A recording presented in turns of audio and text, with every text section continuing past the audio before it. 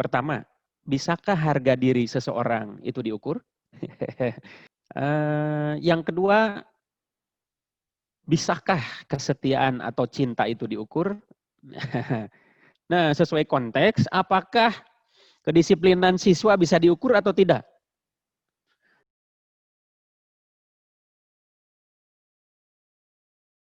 Ya, langsung saja sebelum pematerian, izinkan saya untuk membacakan CV dari Bapak Ari Rahmat Riyadi terlebih dahulu. Nama lengkap, Ari Rahmat Riyadi. Alamat surel, ari.riyadi@upi.edu. Asal instansi Universitas Pendidikan Indonesia. Riwayat pendidikan tinggi S1 Bimbingan dan Konseling Universitas Pendidikan Indonesia dan S2 Bimbingan Konseling Universitas Pendidikan Indonesia. Bidang keahlian, bimbingan dan konseling di SD, pengukuran dan evaluasi pembelajaran, Neuro-Linguistic Programming, instruktur hipnotis dan hipnoterapis tersertifikasi, dan pedagogik dan pengantar pendidikan. Ya, kepada Bapak Ari, saya persilahkan untuk menyampaikan materinya. Baik, bismillahirrahmanirrahim. Assalamualaikum warahmatullahi wabarakatuh. Alhamdulillah pada kesempatan kali ini kita bisa silaturahim. Allah izinkan untuk kita bertatap muka walaupun dalam kondisi masih webinar menggunakan sinyal yang naik turun, luplep gitu ya. Mudah-mudahan lancar dan menuai berkah dan manfaat terutama untuk peningkatan kualitas proses pembelajaran dan hasil belajar siswa-siswa kita. Bapak dan Ibu, mohon izin Teh Mita ini apakah sudah tertampilkan atau belum? Mudah-mudahan sudah ya. Sudah, Pak. Oh iya, ya oke.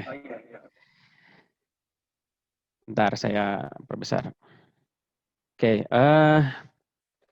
judul yang diberikan panitia untuk dipresentasikan atau kita sharing sebetulnya adalah pengembangan penilaian aspek sikap di sekolah dasar. Materinya yang pertama yang ingin saya sharingkan adalah orientasi penilaian itu seperti apa. Isinya nanti bicara tentang hubungan antara definisi pendidikan, tujuan pendidikan, dan penilaian sikap, di mana urgensinya. Kemudian yang kedua adalah kita akan mengingat ulang, terutama terkait dengan mindset, hubungannya dengan definisi istilah dari pengukuran, penilaian, dan evaluasi. Menurut saya itu penting karena ya mudah-mudahan bisa jadi tambahan lah. Hasil dari mengingat ulang bisa kemudian kita membuat penilaian sikap tidak dibatasi oleh pikiran-pikiran negatif begitu ya. Jadi mindsetnya harapannya positif. Yang ketiga, perancangan penilaian sikap nanti akan ditunjukkan sejumlah langkah untuk bagaimana menilai sikap, merancang menilai penilaian sikap. Yang terakhir adalah kita akan praktek perancang penilaian sikap. Oke, kita masuk yang pertama. Kalau dilihat dari definisi, ini stimulan tapi mudah-mudahan jadi pondasi buat kita bersama, terutama ya saya pribadi dan para peserta yang hadir. Kita harus betul-betul memaknai definisi ini karena ini akan menjadi drive atau apa namanya yang mengarahkan kita dalam proses penyelenggaraan pembelajaran gitu ya, terutama di dalam konteks pendidikan. Pendidikan adalah usaha sadar dan terencana. Jadi kita semua yang hadir di sini sudah memiliki kesadaran dan perencanaan terutama nanti dalam proses pembelajarannya, yaitu untuk mewujudkan suasana belajar dan proses pembelajaran. Ini suasananya suasana yang saya rasakan agak dingin karena biasanya kan ada interaksi tapi ya tidak apa-apa. Ini kan proses pembelajarannya juga seperti ini. Kemudian agar peserta didik aktif, jadi nanti harapannya Bapak Ibu juga aktif, peserta didik yang Bapak Ibu didik itu juga aktif, tapi di sini ada kata kunci, sejumlah kata kunci yang penting selain aktif, yaitu mengembangkan potensi dirinya untuk memiliki kekuatan spiritual keagamaan, pengendalian diri, kepribadian, kecerdasan, akhlak mulia, serta keterampilan yang diperlukan dirinya, masyarakat, bangsa, dan negara. Jadi, kalau dilihat dari struktur kalimat definisi pendidikan ini, hampir dominan isinya terkait dengan domain sikap. Ada pengendalian diri, akhlak mulia, kekuatan spiritual keagamaan, dan seterusnya. Oke. Ini ada hubungannya juga dengan tujuan pendidikan nasional. Ini hanya recall saja, tapi mudah-mudahan jadi diingatkan gitu ya. Tujuan pendidikan nasional itu di bab 3 pasal 3 Undang-Undang Sisdiknas nomor 20 tahun 2003 itu menyatakan bahwa diharapkan tujuannya untuk berkembangnya potensi peserta didik agar menjadi manusia yang beriman, bertakwa, akhlak mulia, sehat, berilmu, cakap, kreatif, mandiri, dan menjadi warga negara yang demokratis dan bertanggung jawab. Di situ jelas lagi unsur-unsurnya dominan kata-kata yang digunakan pada tujuan pendidikan nasional juga sama dengan definisi pendidikan, yaitu unsur-unsur sikap. Nah, diterjemahkan, maka di dalam penilaian untuk belajar itu ada yang pertama, ada di permennya juga ditulis di sana yang pertama adalah sikap. Penilaian aspek sikap. Sikap ini penilaian merupakan kegiatan yang dilakukan pendidik untuk memperoleh informasi deskriptif, menggambarkan mengenai perilaku peserta didik yang nanti Bapak Ibu ajar. Yang kedua pengetahuan, yang ketiga keterampilan. Pengetahuan mungkin sudah kemarin, keterampilan nanti setelah materi yang saya sampaikan ini. Ya, jadi ada 3. Kemudian dari 3 itu saya ingin mengajak sebagai stimulan begitu ya untuk kita sama-sama merenung. Ini kondisi faktual, apakah ini fenomena gunung es? Gunung es itu artinya apakah ini munculnya sedikit tapi sebetulnya banyak dan mengakar, tapi kita berharap tentu saja tidak. Salah satu yang saya kumpulkan yang pertama ini ada tersangka penganiaya guru SD di Goa, SD Goa di depan siswa minta maaf. No. Kemudian heboh siswa SD lawan gurunya. Berikutnya adalah viral di medsos, bocah SD melawan ibu guru. Waduh. Viral, siswa SD di Surabaya tantang guru karena ditegur merokok. Wah, jadi ini ada perilaku-perilaku dari siswa yang ya buruk lah ya, tidak menggambarkan tadi tujuan pendidikan dan definisi pendidikan yang diharapkan. Yang berikutnya apa ini? Tidak hanya mencubit, oknum guru SD di Surabaya dilaporkan menampar murid. Nah, ini giliran gurunya sudah kesal saking tadi kasus-kasus ini ya. Nah, apakah ini fenomena gunung es? Mudah-mudahan tidak. Tentu saja di sekolah Bapak Ibu, saya yakin tidak ada yang seperti ini. Insya Allah. Nah, fakta tidak menggembirakan dari situasi seperti ini mungkin banyak ya di Google tentang perilaku siswa SD ini dan seterusnya. Oh iya, kalau ini sebetulnya ini anak SMP, tapi kita bisa asumsikan SMP itu kan awalnya di SD dulu, gitu ya. Jadi mungkin karena perilaku-perilaku yang begini dan tadi yang sebelumnya di slide sebelumnya seperti itu perlakuan dan apa yang dilakukannya, maka akan menghasilkan seperti ini. Ini sempat ramai di tahun berapa ya kasus siapa Eno, ini perempuan ini adalah Eno, itu dimasukkan cangkul ke dalam perutnya melalui itunya gitu, anunya. Jadi ilustrasinya seperti ini gitu. Itu kan sadis sekali ya. Nah, bukan pada itunya, tapi yang menarik adalah ini, yaitu bagaimana gambaran ketika saya googling, bagaimana pembunuh Eno itu gitu. Ternyata sekarang Bapak Ibu bisa dibuktikan bahwa ternyata yang membunuh dengan perilaku biadab tadi memasukkan cangkul ke sana dengan sumber arah dari sana, itu dilakukan oleh seseorang, RAL ini singkatannya, orang yang dianggap berprestasi. Ini dari Okezone nih.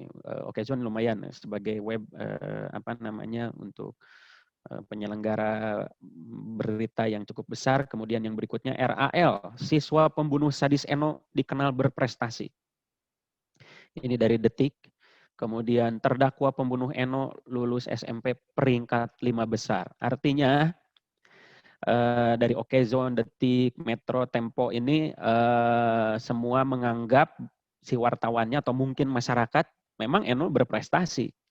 Tapi prestasi hasil pendidikan yang tadi diutarakan di undang-undang berdasarkan definisi dan tujuan pendidikan, apakah seperti ini perilakunya? Gitu kan? Memasukkan cangkul dari arah sana gitu ya. Nah ini mengerikan. Nah kenapa ingin saya awali penilaian sikap ini dengan hal-hal yang semacam ini? Karena ada hipotesa nih. Ada hipotesa kebiasaan. Hipotesanya Bu Tuti damang. Suan kena kadangu. Ya, ada Oh, Ada belum masih.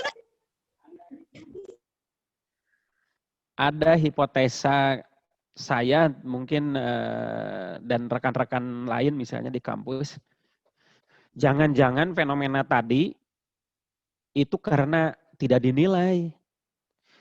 Seseorang itu akan sangat memperhatikan penampilan karena menganggap dirinya akan dinilai berdasarkan penampilan.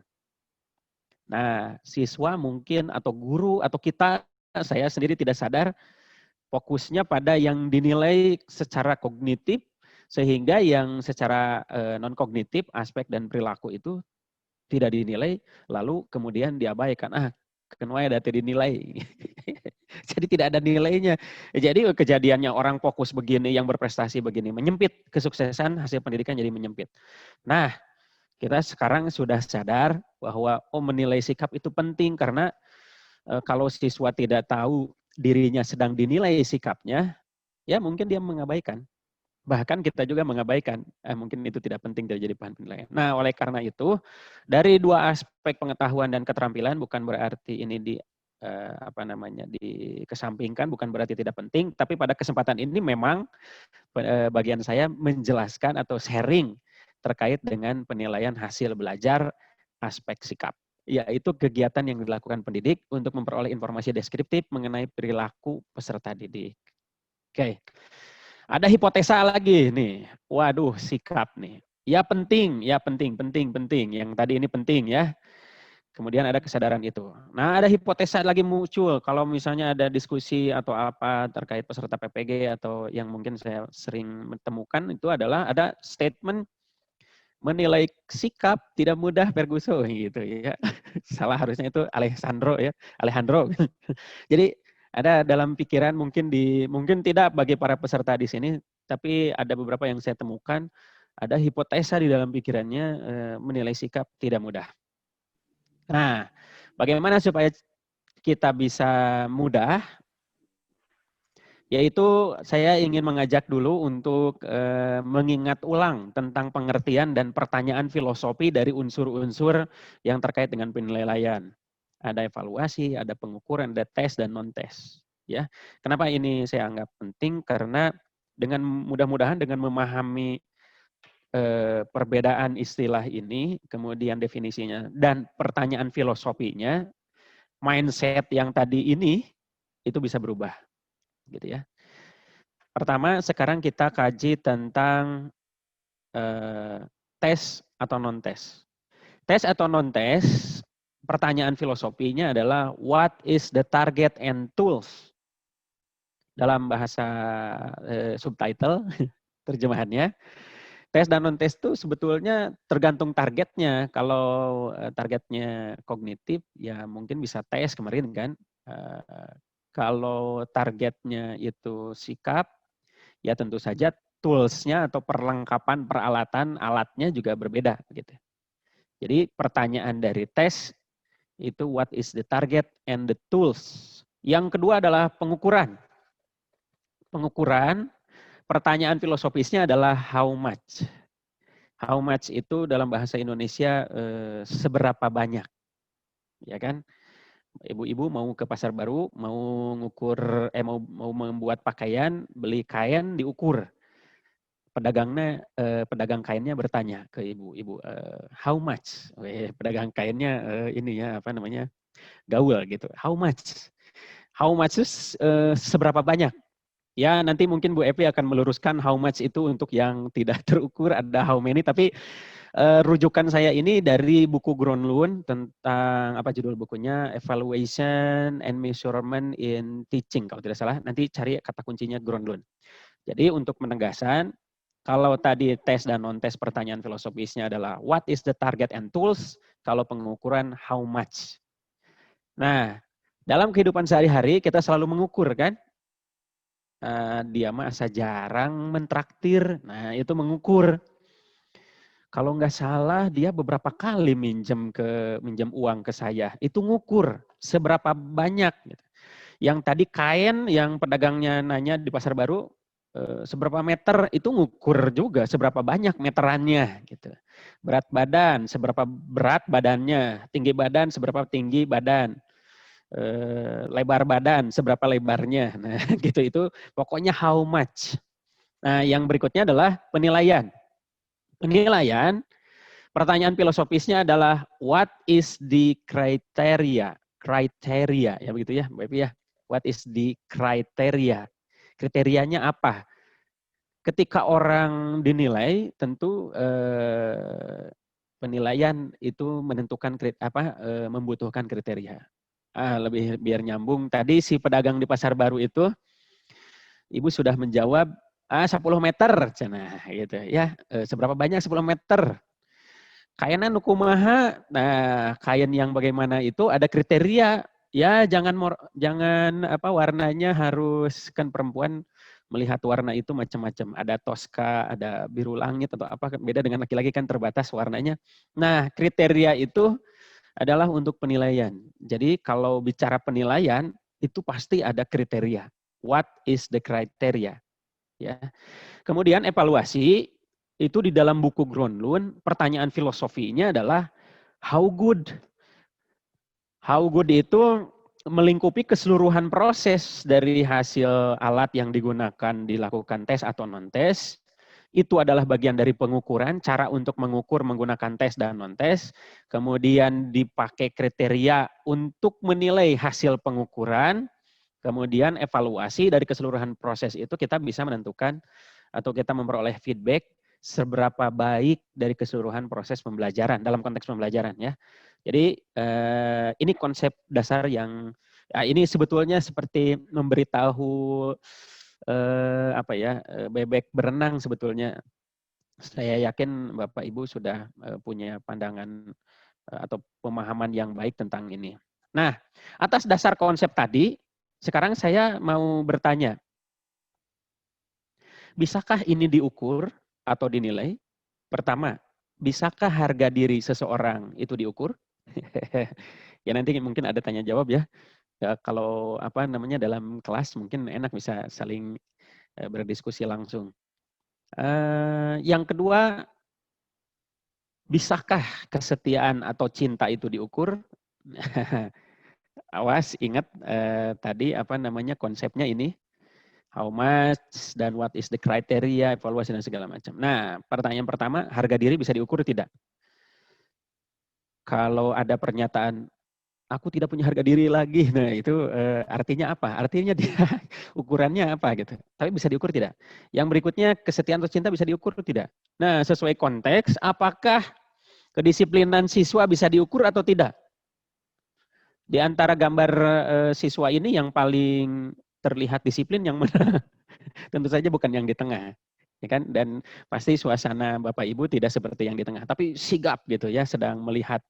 Seperti yang sedang saya lihat ini ada Rahma sedang sangat konsentrasi melihat tayangan ini ya, mudah-mudahan terlihat. Nah, mudah-mudahan tidak menguap, karena menguap itu nepa itu mengalir gitu ya. Nah, bisakah ketiga hal ini diukur? Cinta, kesetiaan, harga diri, dan kedisiplinan siswa? Jawabannya harusnya berdasarkan teori ini. Pertanyaan filosofisnya, ingat pengukuran itu seberapa banyak? Seberapa banyak sih harga diri dia? Kemudian kriteria harga diri dia mah, misalnya dia mah nggak punya harga diri, berarti sedikit kan ukurannya. Kalau dia mah sombong, harga dirinya tuh merasa dirinya tinggi. Nah, berarti dia ukurannya how much-nya banyak, lebih banyak daripada yang lain. Nah, artinya kalau melihat yang tadi, harga diri bisa diukur. Siap ya, mengukur harga diri. Yang kedua, kesetiaan dan cinta. Aku mah Pak asa tidak bisa diukur, aku mah hanya memberikan saja. Nah, itu sebetulnya kan bisa diukur juga. Kalau melihat ini, sekali lagi, kan suka ditanya, seberapa besar sih cintamu padaku gitu ya? Nah, kecil, tapi kecilnya gini, kecil. Itu besar kan? Berapa persen sih kamu mencintai dia? Cuma 50%. Nah, angka-angka itu secara tidak sadar sebetulnya sedang bicara how much. Cinta bisa diukur. Kesetiaan tidak bisa diukur juga karena ada kriteria. Berapa kali ke gap, misalnya Bapak Ibu punya pengalaman ke gap, ada WA yang mungkin dibaca oleh pasangan dan dimarahi.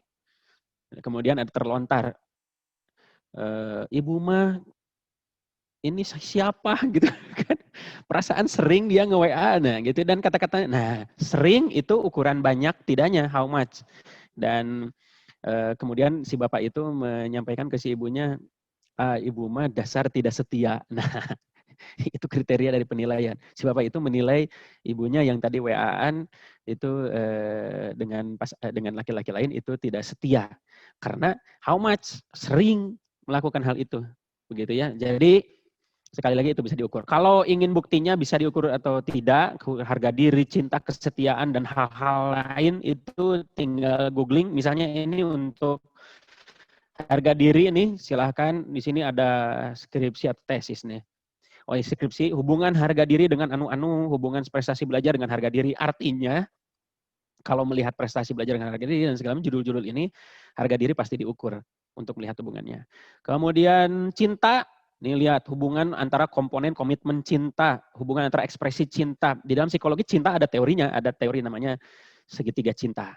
Nanti silahkan dicatat. Dari Steinberg, itu seorang psikolog dan itu sangat terkenal. Teori cinta, ada 3. Ada apa namanya, ada gairah, passion, ada compassion, persahabatan, ada komitmen. Nah, kalau misalnya, jadi ada rumusnya cinta itu. Kalau seseorang itu punya gairah, kemudian punya compassion, tapi tidak punya ini komitmen, itu kalau tidak punya komitmen berarti cintanya cinta satu malam. Kalau ya pokoknya banyak lah. Itu ada teorinya. Jadi ini bisa diukur. Yang berikutnya adalah disiplin. Tentu saja kedisiplinan bisa diukur dan itu harus menjadi keseharian Bapak Ibu mengukur atau menilai sikap disiplin siswa. Kan nanti ada KI 1 itu ada terkait dengan sikap spiritual dan sosial. Nanti kita bahas. Nah, jadi sekarang mulai saat ini dan seterusnya, ini bahasa hipnotik. Mulai saat ini dan seterusnya, tarik napas panjang. Hembuskan perlahan, atur napasnya dengan nyaman. Mulai saat ini dan seterusnya, saya meyakini bahwa segala sesuatu bisa diukur terkait dengan sikap. Jadi tidak ada hambatan lagi, aduh kumaha ngukurna, bagaimana cara menilainya, ini susah. Tenang, dalam pikiran Bapak Ibu sekarang, semua bisa diukur dan bisa dinilai. Atau gini, saya contohkan lagi hubungan pertemanan misalnya. Bapak Ibu ingin menilai hubungan pertemanan, ingin mengevaluasi hubungan pertemanan di Facebook atau Instagram. Misalnya, Bapak Ibu itu main ke tempat makan. Beberapa kali main ke tempat makan, Bapak Ibu mengukur, oh ternyata dia mah jarang mentraktir, jarang, malah seringnya minjem uang. Nah, karena dia jarang mentraktir, kemudian seringnya meminjam uang, lahirlah di dalam pikiran Bapak Ibu itu kriteria penilaian. Sehingga Bapak Ibu memberikan pernyataan, si Bapak itu mah pelit. Pelit adalah kriteria. Ada pelit, ada dermawan, ada kurang pelit, ada lumayan gitu kan. Nah, itu kriteria. Lalu Bapak Ibu mengambil keputusan pada wilayah evaluasi, mulai saat ini dan seterusnya saya akan mengurangi mengajak makan bareng di tempat makan dengan si Bapak itu gitu. Nah, itu. Jadi itu hubungan antar pengertian itu. Oke ya. Jadi setiap orang selalu melakukan pengukuran dan selalu melakukan penilaian dan selalu melakukan pengambilan keputusan dari evaluasi yang dilakukan tadi, dari ukuran dan penilaian yang dimiliki. Oke. Nah, lalu bagaimana rancangan langkah-langkah pembelajaran sebetulnya ya jadi sangat simpel kan? Ya, oh iya cina simple, da teorina, prakteknya tidak mudah. Ya kan kita belajar, yang penting mindsetnya positif dulu. Langkah yang pertama adalah menentukan target sikap. Nah, kan ada sikap spiritual, ada sikap sosial, atau unsur-unsur lainnya yang dianggap penting dikembangkan.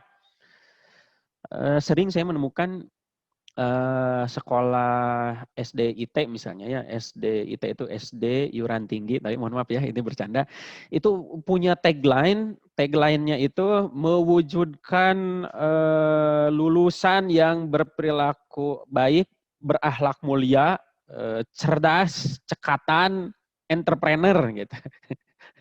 Tapi pada saat siswa yang sekolah di situ ketika lulus hanya disampaikan alhamdulillah siswa-siswi kami diterima di sekolah anu gitu ya, di SMP-nya misalnya. Nah, artinya kebanggaan tagline-nya tidak ada. Misalnya ditanya, apakah anak-anak lulusan itu entrepreneurship-nya bagus? Apakah akhlak mulianya baik? Apakah anak-anaknya disiplin sesuai dengan tagline atau tidak? Nah, kan jarang diukur. Karena jarang diukur, jadi diabaikan. Nah, itu tuh bahayanya. Oke, jadi tentukan target sikap yang akan diukur, yang akan dinilai. Ya, misalnya tadi contoh yang digambar tadi disiplin. Yang kedua adalah mengkaji teori atau logika, lalu dikembangkan kisi-kisinya. Tentu saja Bapak Ibu yang hadir di sini pernah mengembangkan kisi-kisi untuk penilaian yang secara kognitif dari indikator dari KD, indikator soal dan seterusnya. Nah, kalau untuk sikap, kaji teori dan logikanya. Contoh lain misalnya, yang paling umum, bagaimana cara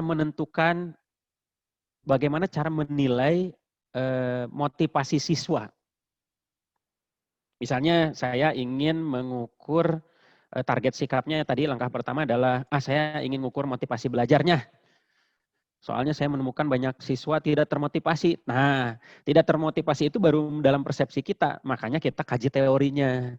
Coba di googling, teori motivasi itu apa saja indikatornya, mungkin kalau ada aspek-aspeknya apa. Misalnya contoh, saya ingin mengukur motivasi belajar siswa. Pertama, saya kan akan mencari teorinya. Ada salah satu teori motivasi itu mengukurnya dengan melihat yang pertama frekuensinya. Sering tidak dia belajar, terlihat belajar, membaca buku, diskusi dalam kegiatan kelompok. Frekuensinya sering tidak. Nah, kalau sering, lumayan.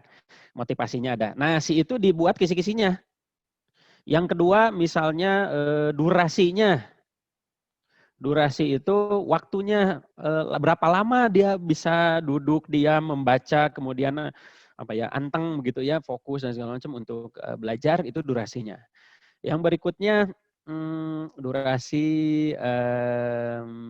prestasinya. Kalau prestasinya bagus, tentu saja kita bisa berpikiran bahwa ya memang anak ini dalam belajarnya termotivasi. Gitu. Durasi, itu Bapak mohon maaf, waktunya 10 ringkasnya. menit lagi. Ya, 10 menit lagi ya.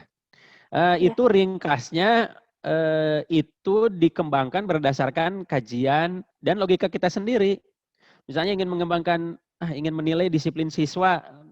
Nah, baru kita sampaikan ke diri kita ciri-ciri siswa disiplin. Yang pertama misalnya memakai atribut, datang tepat waktu. Nah, itu dibuat kisi-kisinya. Gitu ya, kisi-kisi berurutan 1 apa, 2 apa dan segala macam. Kalau sudah punya kisi-kisi dan definisi, ya berangkat dari definisi, disiplin itu apa, motivasi itu tadi apa. Nah, enak dari kisi-kisi itu kita bisa maju ke langkah yang ketiga, yaitu menentukan format alat ukur atau alat ungkap atau alat yang nanti akan digunakan untuk penilaian. Nah, kisi-kisinya kan sudah ada. Nanti kita tentukan ini mau dijadikan kuesioner. Kalau kuesioner kan tinggal yang tadi, yang disiplin, memakai atribut dengan lengkap. Tinggal ada pilihan misalnya selalu, jarang, tidak pernah misalnya. Kalau tidak. Kalau misalnya digunakan pedoman observasi, ya kisi-kisinya tinggal dibuat observasi misalnya. Tentang kedisiplinan tadi, memakai atribut sekolah, kemudian datang tepat waktu. Hasil observasi kita ya checklist, datang tepat waktu, ya datang. Kalau tidak, contreng tidak misalnya. Nah, seperti itu. Kalau mau jadi pedoman wawancara, ya tinggal diwawancara anaknya satu-satu, kamu sering, tapi memang keseluruhan ini butuh kejujuran dan kejelian kita, apalagi untuk observasi. Nah, tidak harus selalu observasi, tidak harus macam-macam. Ya, sekarang kan ada isian online juga bisa diberikan ke siswa. Nah, untuk hal-hal tertentu misalnya observasi tidak perlu juga dilakukan kalau kita ingin tahu apakah siswa disiplin mandi di rumah misalnya. Apakah siswa sudah betul mandinya di rumah? Apakah kita perlu observasi? Kan tidak perlu gitu ya. Nanti masih harus diobservasi. Nah, yang keempat adalah membuat kriteria atau norma atau kategori. Jadi sudah ada ukuran sering, tidak, ini kalau pas dicek, dijumlahkan, oh jumlahnya segini, artinya apa nih gitu. Kalau disebut banyak tuh artinya apa? Nah, itu ada kriteria. Kalau disiplin berarti kriterianya misalnya disiplin, kurang disiplin, tidak disiplin, cukup disiplin misalnya. Kalau tentang kejujuran, jujur, kurang jujur, tidak jujur. Bagaimana cara menilai kejujuran, Pak? Susah. Kembali lagi yang tadi. Ingat segala sesuatunya bisa diukur. Ini filsafatnya memang sangat positivistik gitu ya, tapi berdasarkan pengalaman sehari-hari kita memang selalu mengukur dan menilai dan melakukan evaluasi. Nah, ini contoh-contohnya kita akan praktek nanti kalau ada tanya jawab. Ini contoh nih, ketaatan beribadah, indikatornya apa? Perilaku patuh. Nah, si indikator ini tinggal dipotong, tinggal kalau mau dijadikan berobservasi bisa, wawancara bisa, angket bisa untuk orang tuanya misalnya di rumah, kemudian bersyukur seperti apa, jujur itu indikatornya apa, disiplin indikatornya apa, percaya diri indikatornya apa. Ini contoh-contohnya yang tadi Likert, kemudian ya tidak, kemudian thank you. Nuhun Teh Mita, mangga.